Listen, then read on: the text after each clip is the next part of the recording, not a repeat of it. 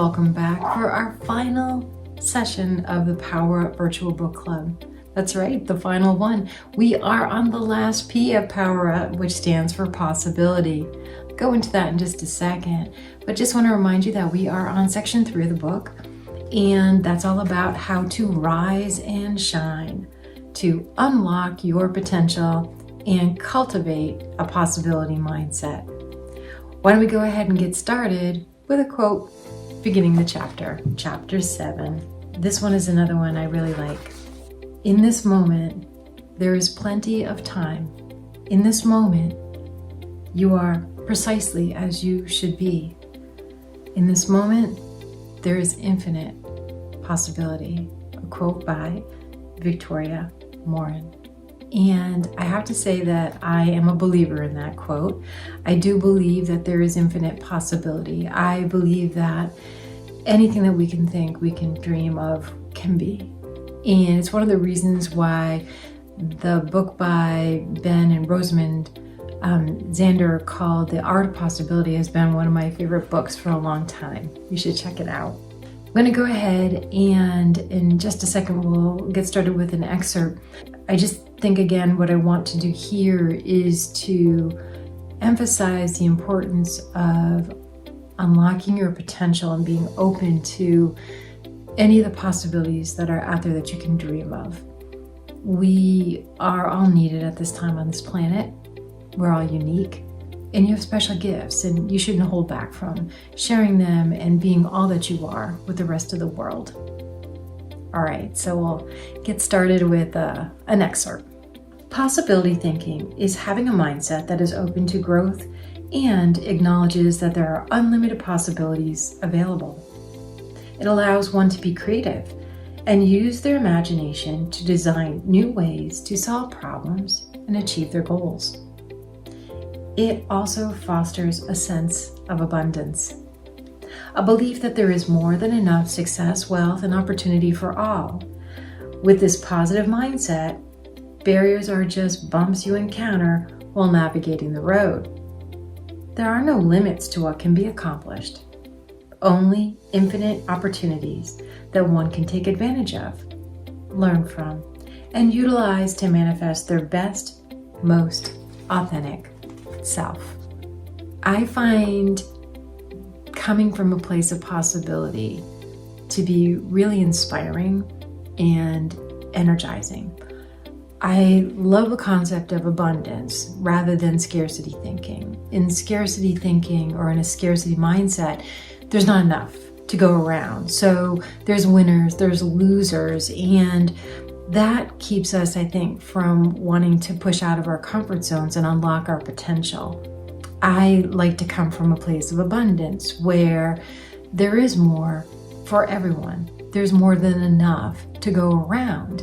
And that, much in the same way as thinking about infinite possibilities, is not just energizing and inspiring, it is uplifting and joyful when you think about it.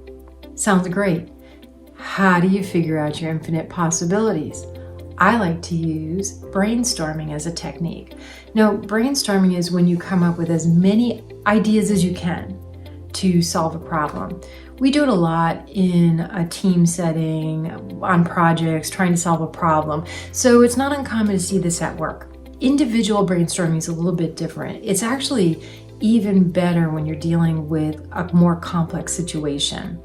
And I can find lots of possibilities if I take the time to brainstorm and really just feel free enough to come up with as many ideas as I can to help me get to a goal, solve a problem, uncover possibilities. You should give it a try. So here's discussion question number 1 for you to reflect on today and to journal about or have a conversation about with someone that you trust. Have you ever used the technique of brainstorming in the past? And if you have, how did it work for you? The second part of that question is, have you ever done brainstorming by yourself as an individual and applied that technique of coming up with as many ideas as you can to help you solve a problem? If you have, how did that turn out for you? If you haven't, would you be open to trying something like that? And what do you think about it? Take a few minutes to reflect on that. Terrific. If you haven't tried brainstorming for yourself, you can take as much time as you need and just write down as many ideas and thoughts and opportunities and possibilities as you can come up with. It doesn't matter how crazy they are. They're just ideas for you to be able to think about, and then take that list, narrow it down to the things that you think make the most sense to help you get to where you want to go with your vision for yourself, your future best self. The sky's the limit, so don't hold back here. There's no reason to hold back here. The only one who might be holding yourself back is you. So don't forget to unlock all those restraints and restrictions that you have, like we talked about in the last chapter. In the next question, what I'd like for you to think about is this whole concept of taking ideas or thoughts and creating reality.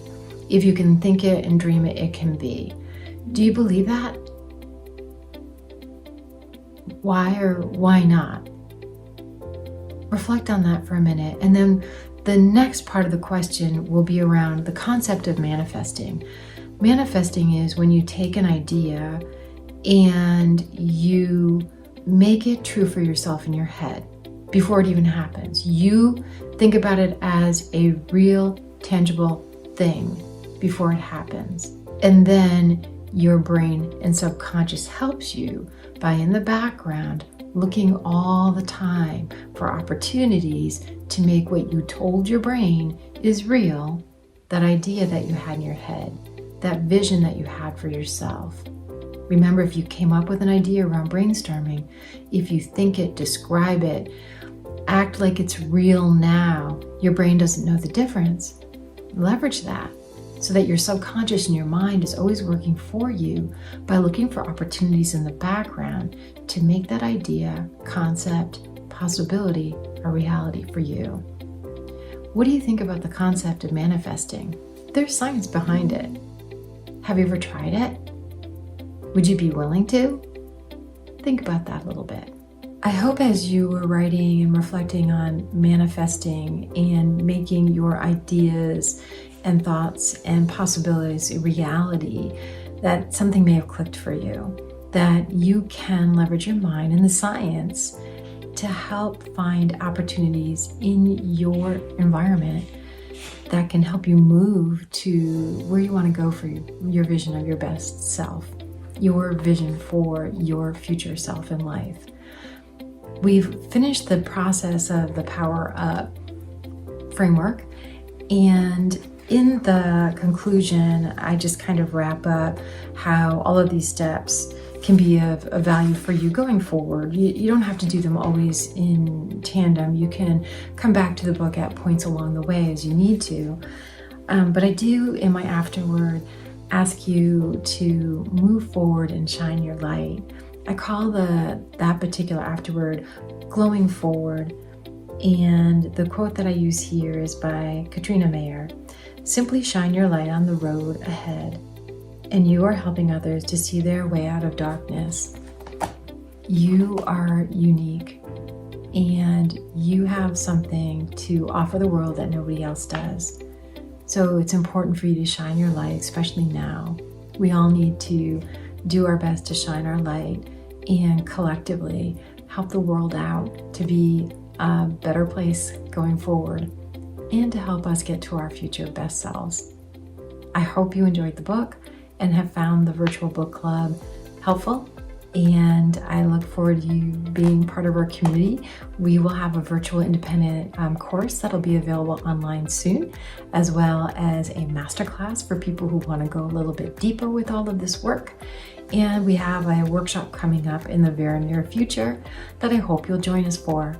Oh, and one other thing, we'll be doing drop-in sessions. I will be doing a drop-in session live for about an hour once a month, and we'll send that information out to everybody. I hope you'll join us and continue to power up and shine your light. Thanks.